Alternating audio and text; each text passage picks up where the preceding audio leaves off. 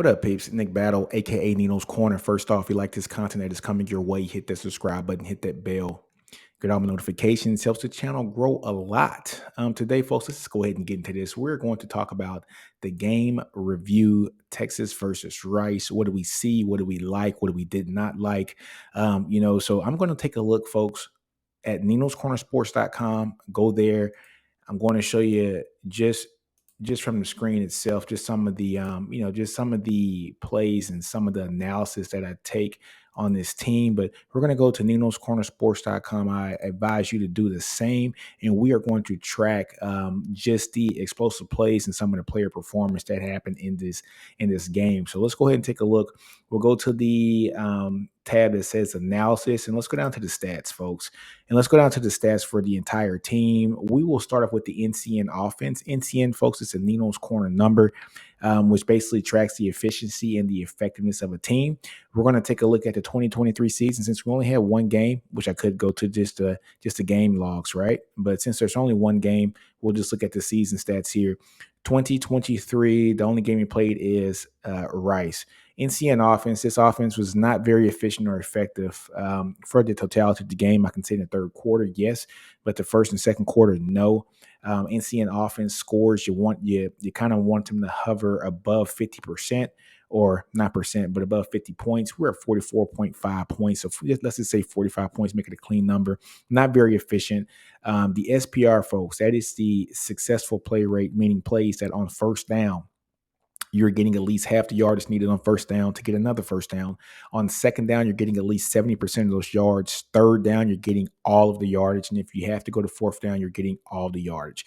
Those are successful plays.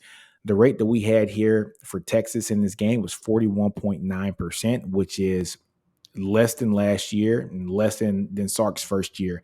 Not the greatest. 477 total yards here for the game, which if you extrapolate that, that's going to come to right around 5,700 yards. So I'm not really worried about the yardage standpoint, but we're right on par with last year.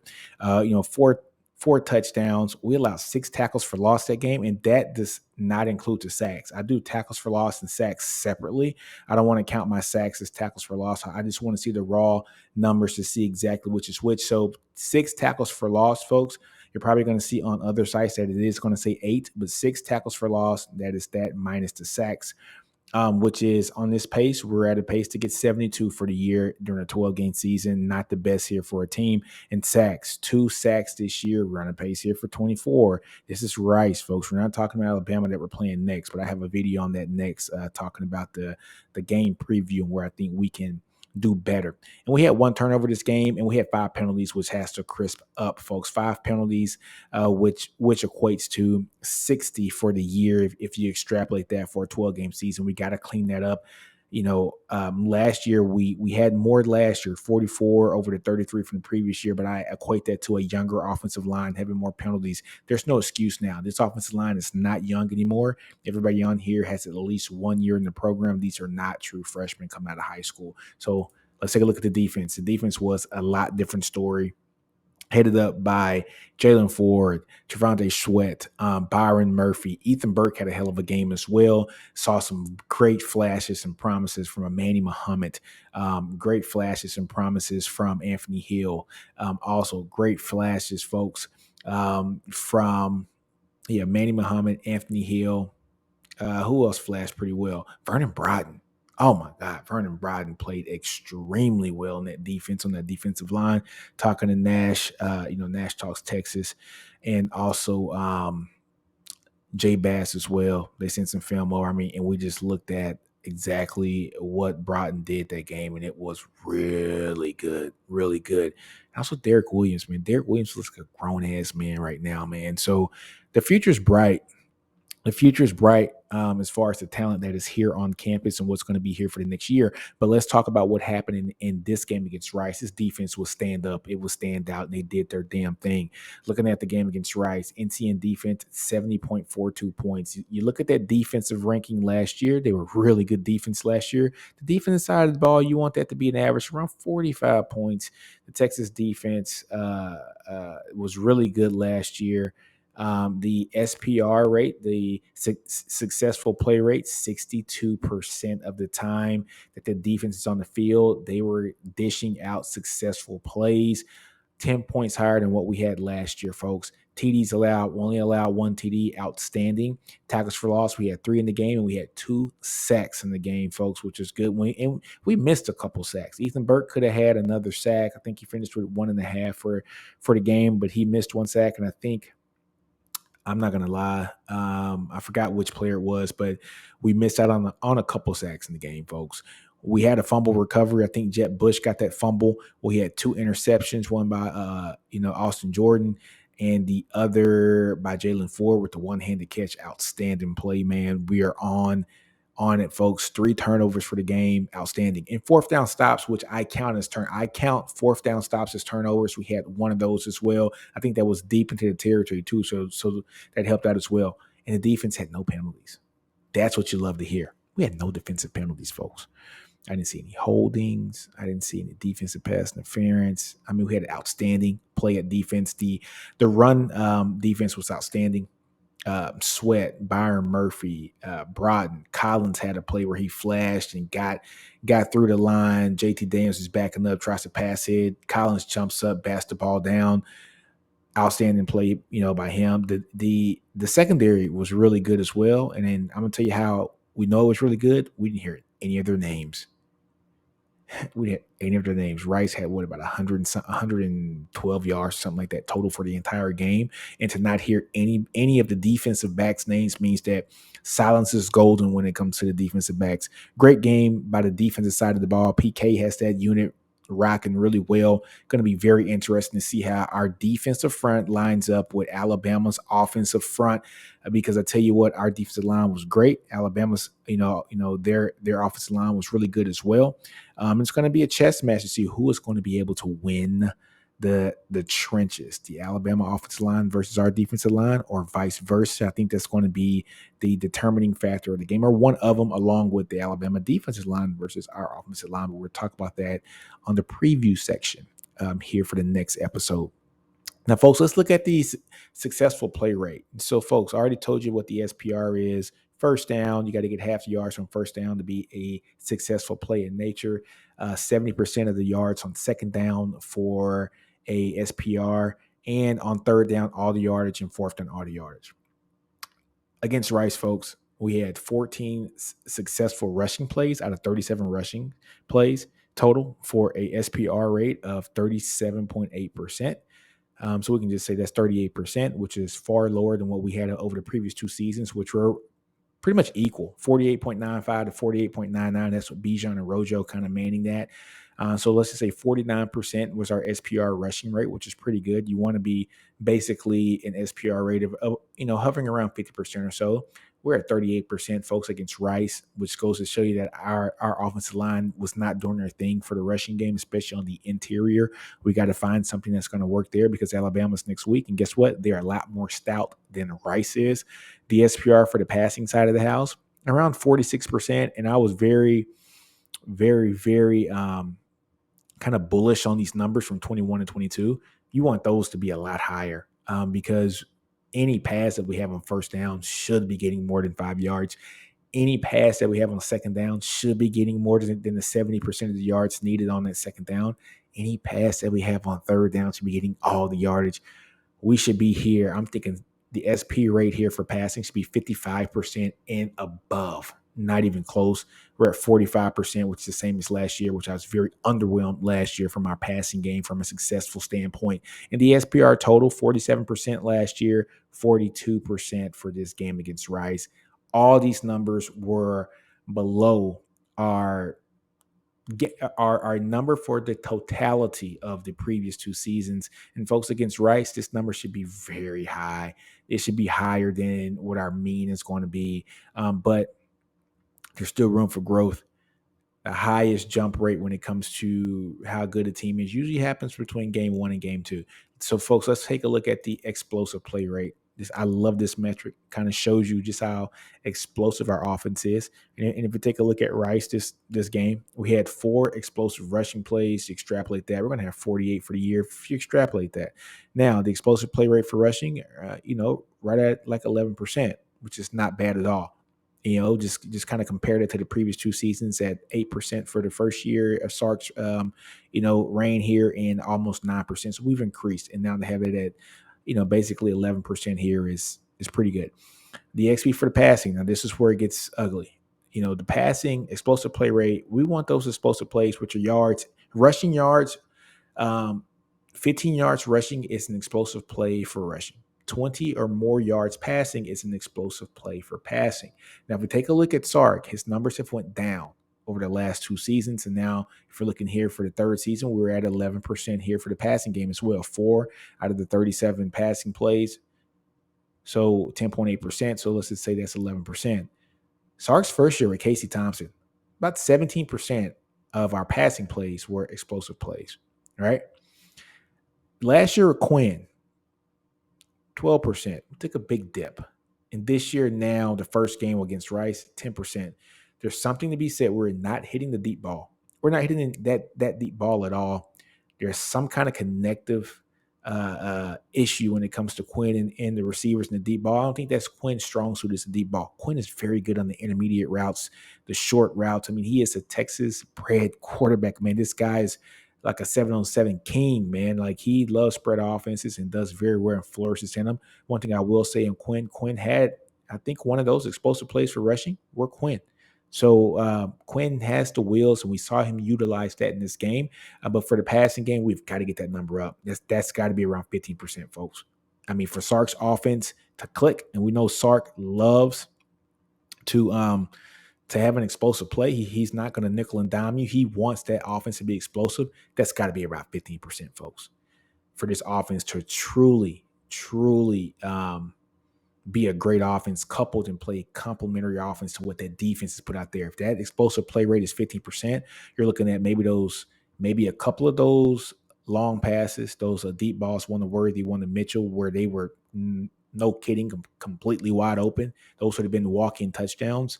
Those get completed, folks. That there is right around 15%. Right around 15%. Okay. So the XPR total was right at 11%. We want that to be around the 12.5%, or better for the year. Now, if you take a look at the explosive play yards rushing, right? So 85 out of our total 177 yards were explosive rushing yards. So that means 85 of those yards. That means 48%. 48% of our rushing yards were plays that were 15 yards or more. So almost half of our rushing yards were explosive play yards. The average yards per explosive play for Texas was 21.25. But this is the number you want. Almost half of our rushing yards were explosive play. That means we were hit, bam, hit another one, hit, bam, or hit, bam, hit, bam, hit, bam. It's like 5 yards, 15 yards, 5 yards, 15 yards. That's what that metric is telling you. Now, it didn't happen in that succession. It might have been 5 yards, 4 yards, 3 yards, 30 yards, 5 yards, 4 yards, 17 yards, which is totally outstanding for me. That's a great number at 48%. The passing yards, this is one thing that's going to grab us here. The XP yards for passing, 131 out of 30. 131 out of 300. I'm sorry, at a 32.75 yards per explosive play for passing. Now, if we take a look at the XPR rate for passing, we're at 43.7%, which is lower. And look at this. Look at this from 2021 with Casey Thompson. Our explosive play rate for passing yards. In 2021, almost 63% of our passing yards were explosive play yards, meaning plays that were 20 yards or more. 2022, it went down 15 points, down to 47%. 2023, the one game against Rice, we're down to 44%, which is kind of odd to know that Casey Thompson's year, we had more explosive play yards at a clip of basically 66% is 2/3. Almost 2/3 of our passing yards were explosive plays. All right, that's a lot. and it takes it down to less than half, and now we're getting less than that just from this one game's sample size against a very inferior opponent in Rice. Now the explosive play total yards 216 for this game out of 477 at an average of 27 yards per play. And the explosive play yards came at 45%, which is very comparable to last year at 44%. You kind of want it in that Casey range, folks, at 50% or better. And I think we have the opportunity to do that with the studs we got on this offense. Texas has to figure out how to do that. Now, folks, let's take a look at the analysis. Let's start with the running backs. All right, with the running backs, CJ Baxter. CJ Baxter was our guy, 65.87 NCN rushing. So, of course, you want that around 50% or better. He had 65, outstanding. 5 rushes, 7.6 yards per attempt, 1 first down. And out of those 5 rushes, let's see how many were successful. Out of those, how about this? Let's just click on them. Let's just click on CJ. Let's click on CJ. We'll see his game. 65.87, 5 rushes, 38 yards, 7.6 yards per attempt, 1 first down. So, a 20% rate when it comes to his first downs per attempt. And no touchdowns, 1 explosive play, that 32-yard run. So 20% of his runs were explosive plays, and 1 successful play. That 1 successful play was his 1 explosive play, that 32-yard run. So 20% of his plays, of his rushes, were successful. You want that to be around 50%, but with the totality of what he did with that one play, 65.87. Now, folks, mind you, these numbers, they're going to regress to the mean. As the season goes on, they're going to be very high when it comes, especially for the individual players, for the first game. The first couple games, they're going to regress to the mean once we get around game 4 or 5. But in a small, limited sample size, 5 rushes, 38 yards, 7.6 yards per carry, an explosive play, and 1 successful play.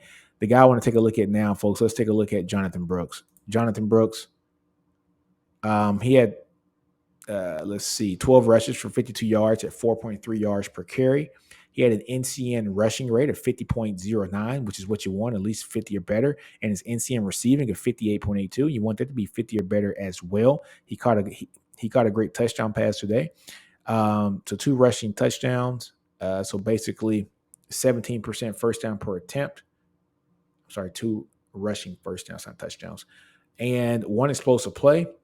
So about 8%. And then 6 out of his 12 rushes were successful in nature, so a 50% successful play rate, which is exactly what you want, 50 or better.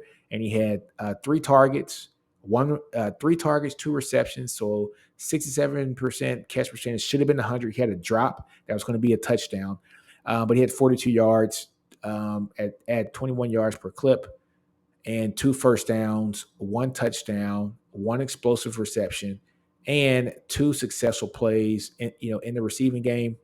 44 yards of yak, which are yards after the catch, for receiving, and 1 drop. That 1 drop, that'd have been a touchdown. His NCN receiving number would have been 80, 90 points. That's how efficient he was. Jonathan Brooks was probably the most efficient running back we had in the team as far as catching and running the ball. Next guy that I want to highlight, we'll do one more, Jaden Blue. Jaden Blue is that guy this game, man. Give Jaden Blue his props. Houston Klein. Klein High School. Jaden Blue, a bigger back too, at 6 foot, 191 pounds. He can play that role of Keelan Robinson, I think, a little bit better, because I think his body's going to be able to hold up to it at 6 foot, 191 pounds. He's quick. He's jerky. He's has great balance. Go take a look at the film that I put out when he committed to Texas a couple years ago, and I really loved his balance. He had great balance. He had great just lateral movement as well. The ability to see the hole, get through it.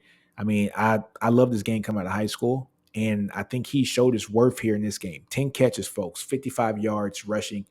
Well, 10 attempts, not catches. 5.5 yards per attempt. 2 first down rushes, so at a clip of 20%. one explosive play, so a clip of 10%, three successful plays, a clip of 30% per attempt.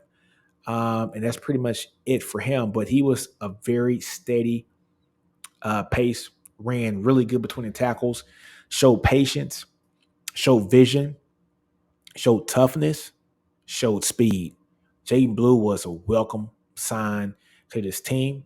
We're deep in the running back room. This shows you how deep we are. Jaden Blue was the number one running back in the country before he opted to sit out his senior season, folks.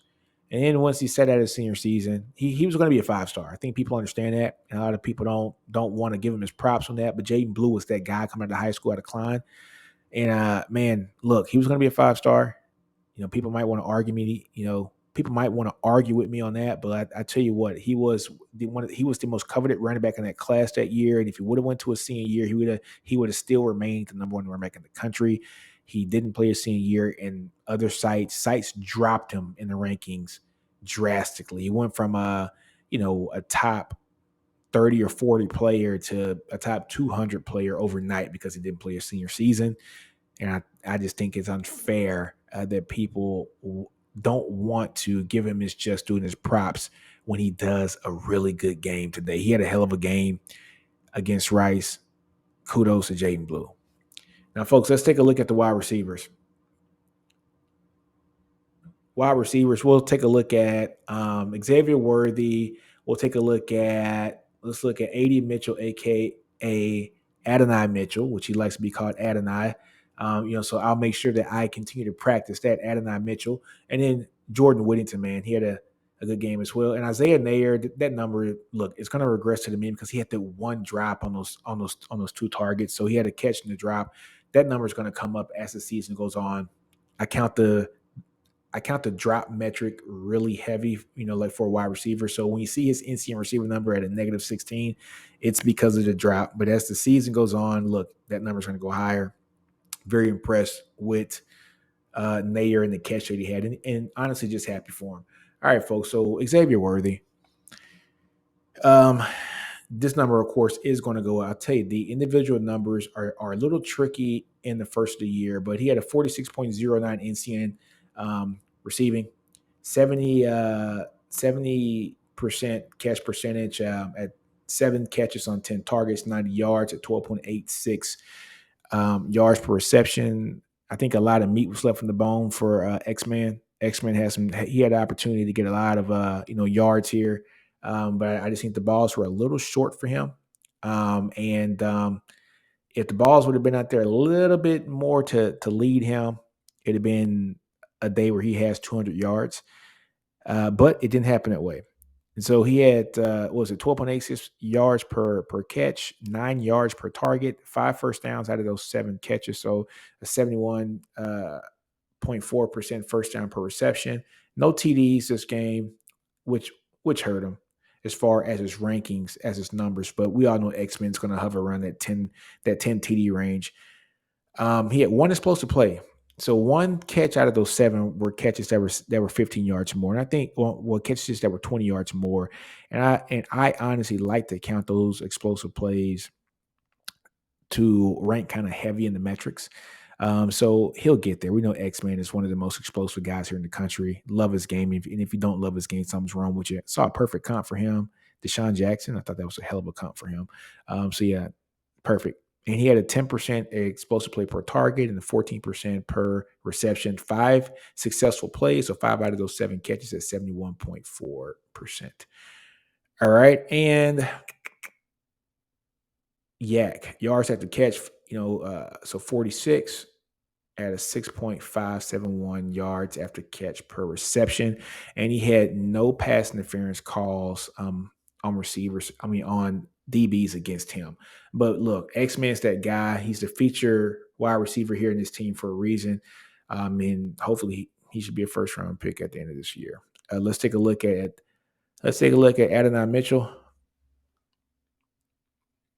a.k.a. A.D. Mitchell, 6'4", 196-pound wide receiver, the Georgia transfer against Rice, 46.09. He had 6 targets, 3 receptions, folks, 26 receiving yards. He had a touchdown.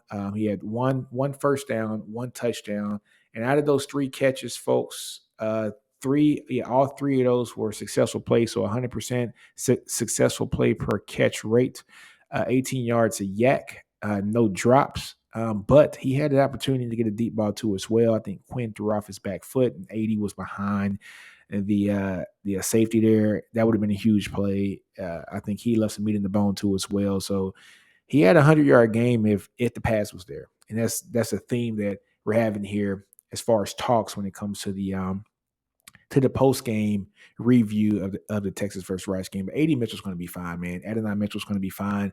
I love our wide receiver room. I think we're doing really good there. One other player that I want to highlight. Let's look at Jordan Whittington. Jordan Whittington, number 13. Jordan Whittington, he's just Mr. Calm and steady. Look at this, 2023, the Rice game, 64.54, 4 targets, 4 receptions, for 100% catch percentage, 47 yards, 11.75 yards per reception and target, since he didn't have any drops or any balls that didn't get caught his way. 2 out of those 4 catches were first downs. No TDs today, 1 explosive play. So a pass that was 20 yards or more. So look, XP per reception at 25%. 3 out of his 4 catches were successful plays. I think one of them was like a bubble screen. I think that he didn't get adequate blocking on that play, and it kind of halted that play from the start. But 3 out of the 4 catches were plays that were actually successful in nature. 25 out of those 46 yards were yards of yak at a clip of 6.25 yak per reception. Jordan Whittington's going to be Mr. Steady. He makes some awesome catches today. Outstanding athlete. And if you saw him play in high school, what was it, at Cuero High School? I mean, he played everywhere. 6'1", 204, strong, physical guy that's in the slot. Got to love Jordan Whittington's game if you are a Jordan Whittington fan, and I am. Let's go to tight ends. If we go take a look at the tight ends, the only tight end that really got busy today was Sanders, JT Sanders, man. JT Sanders had a really good game. NCN number, he had 38.29. I think he had a drop in there, but look, 2 receptions on 6 targets, but he did have a touchdown. So 44 yards receiving, 1 touchdown, 1 explosive play. And the SPs, he only had 1 successful play when it comes to receptions. Yes, he was targeted a lot. And a lot of this, look, this is another one. We had to play where again Quinn threw to the end zone. Awesome pass. Could have been an awesome catch. I think Jordan Whittington had his route run into JT Sanders, which ended up popping the ball out of his hands, but that would have been touchdown number 2 for him. Look, JT Sanders is a second-team preseason All-American for a reason. These numbers are going to regress to the mean, which is going to be really great for him. The mean for him is going to be 50 points or better like he had last year. Only great things to come from JT Sanders. And I guarantee you against Bama, it's going to be a really good game. Really good game and really good stats. But folks, I'm going to end that one. Take this off the screen. And that was the stats. That was the post-game analysis when it came to the stats here for the Texas versus Rice game. Outstanding game for the Texas defense. Texas offense left a little bit more to be desired. The interior offensive line definitely has to get better. Once you take a look, and we saw when DJ Campbell got hurt, one thing that I did notice was that Neto was the first guy off the bench to come in. He came in at left guard, and they switched Hayden Conner over to the right guard, which I thought was very interesting. I thought Cole Hudson was going to be able to come in. I don't know if he's heard anything, but I thought Cole Hudson was going to be first off the bench. But that wasn't the case. It was Neto. Neto played very well, folks, on the left side. Blocked extremely well when it comes to the run blocking. Him and Kelvin Banks formed one hell of a side of the line when it comes to run blocking. Christian Jones played his butt off too as well. Love Christian Jones in that he came back. We got to figure out what's going to happen at that right guard position. Do we keep Hayden Conner there? Do we move Hayden Conner back to left guard? And is DJ Campbell going to be healthy enough to play against Alabama? I don't know. But I think the strength of this team is definitely when we run the ball very well on that left side behind a Neto, behind a Kelvin Banks Jr., and then we make plays off of that. I think that's the only way that we're going to be able to do this and win. But look, folks, let me know what you think about the stats there. Oh, I didn't talk about Quinn Ewers, did I? Man, I didn't talk about the QBs. Let's talk about the QBs, folks. Let's talk about the QBs. How can I forget about the QBs? That's my bad. My bad, folks. My bad. Let's take a look at them QBs, man. Analysis, quarterbacks. Quinn Ewers. All right. Quinn Ewers for the Rice game, 19 out of 32, 260 yards, 13.68 yards per completion, 8.13 yards per attempt, 3 touchdown passes. He had a couple rushing touchdowns too. Well, yeah, he had one rushing touchdown as well. But 16% TD per completion, about 9% TD per attempt. No interceptions today, which was outstanding, which was great. No interceptions. 4 explosive plays at a clip of 21%, which is right around 21%, from last year. That number has to go up, folks. I need at least give me 30, Quinn. Give me 25 to 30%. You're good for it. You're good for it. 15 plays that were successful in passing, so 78.9%. So just right around last year. And that's pretty much it for Quinn. All right. That was Quinn in a nutshell. But look, man, we need more explosive plays from Quinn. And Quinn has to be able to not throw off his back foot. He threw off his back foot a lot in this game, and I think it cost us a few big plays. So throwing out the back foot, his mechanics got to get better. Come on, Quinn. We need it, especially against Alabama here. Step into those throws. I know it's hard for somebody who's sitting on the other side not taking the hits to say that, but stepping into the throws, let him get the ball out, not on his back foot, travel a lot greater distance. X-Men has a chance to catch that ball. AD Mitchell has a chance to catch that ball. I'm telling you, folks, man, we're almost there. We're almost there. I can't wait to see it. And when it does happen, you're going to hear me shouting because I will be at Bryant-Denny Stadium next week in Alabama, in Tuscaloosa, cheering on our team in burnt orange. If you see me on TV, holla. But that was Quinn. And we'll go over Malik Murphy. Malik Murphy came in. He had a couple drives. Malik came in. He was 3 for 5, 13.33% yards per completion.